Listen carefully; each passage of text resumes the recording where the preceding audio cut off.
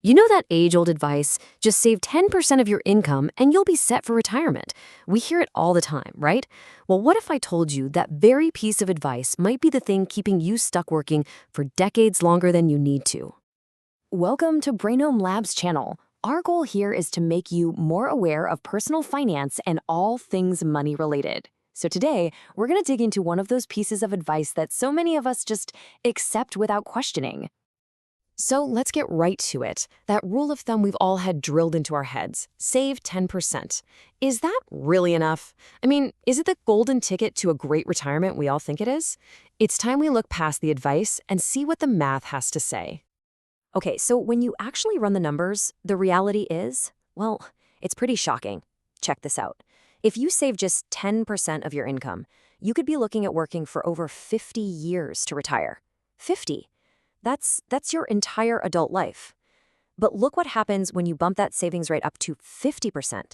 Suddenly, that timeline drops to just 15 years. I mean, the difference is just staggering, isn't it? So here's the real problem, right? It's not that saving 10% is bad. It's just that the math behind it is painfully, brutally slow. Let me break it down for you. For every single year you're at your job, you're only saving up enough money to live for about a tenth of a year. That means you have to put in 10 years of work just to pay for 1 year of not working. And when you think about it that way, suddenly that 50-year career doesn't sound so crazy anymore. So, how can the difference be so huge? To really get why, we have to dig into the core principle at play here. And you know what? It's not really about how much money you make, or even the total dollar amount you save. It all comes down to one single, incredibly powerful number. And that number? It's your savings rate. That's it. It's just the percentage of your income that you actually put away. I'm not talking about the raw number of dollars, I'm talking about the percentage. And believe me when I say this is the single most powerful tool you have.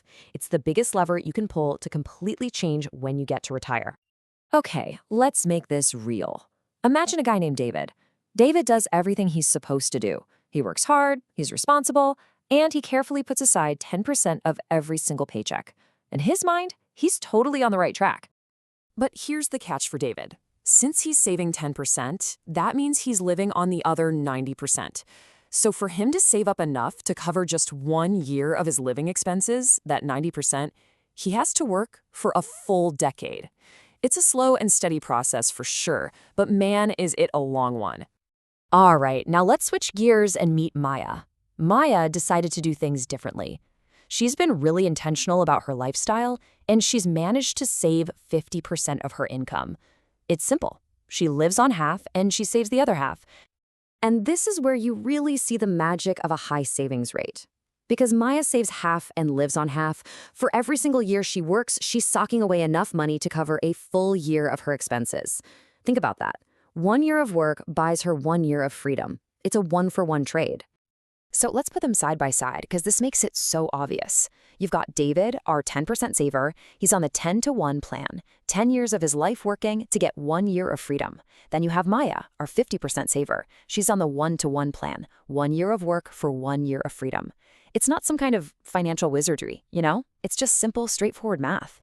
Okay, I know what you might be thinking. A 50% savings rate, that sounds insane. There's no way I could do that. And look, I get it. It can sound pretty extreme. But there's a really cool mental model that can help us completely reframe how we think about this stuff. And it makes getting to a higher savings rate feel a lot more possible. It's something called the 10-to-1 rule. It's super simple and really easy to remember, just 10-to-1. That's it. It's a little ratio you can keep in the back of your head whenever you're dealing with money. And the point here isn't about depriving yourself or living on bread and water. It's all about being more intentional, more efficient with your money. So what exactly is this 10-to-1 rule? Well, think of it as a mental shortcut for saving faster. The idea is to flip your perspective. For every $10 you bring in, you challenge yourself to see if you can live on just one of them. Now, let's be real, that's a super ambitious goal, right? But just aiming for it makes you look at every single purchase differently. It completely shifts your mindset from how much can I afford to spend to, wow, how much of this can I actually keep for myself?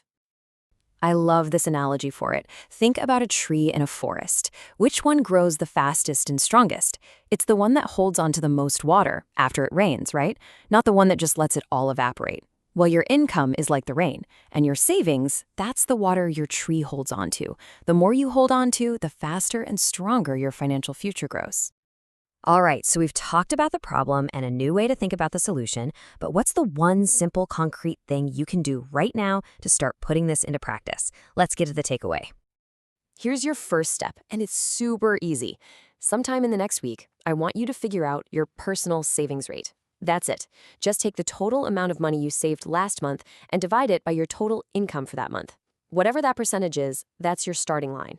No judgment, no shame. It's just a number.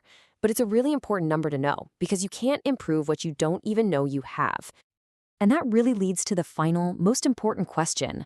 Now that you understand just how powerful this one number is and you know what your starting point is, what's one small thing, just one tiny, manageable change you can make this month to nudge that number up, even by just a little bit? Thank you so much for joining us. We really hope this gave you a fresh perspective on your savings and maybe even a little more control over your journey to financial freedom.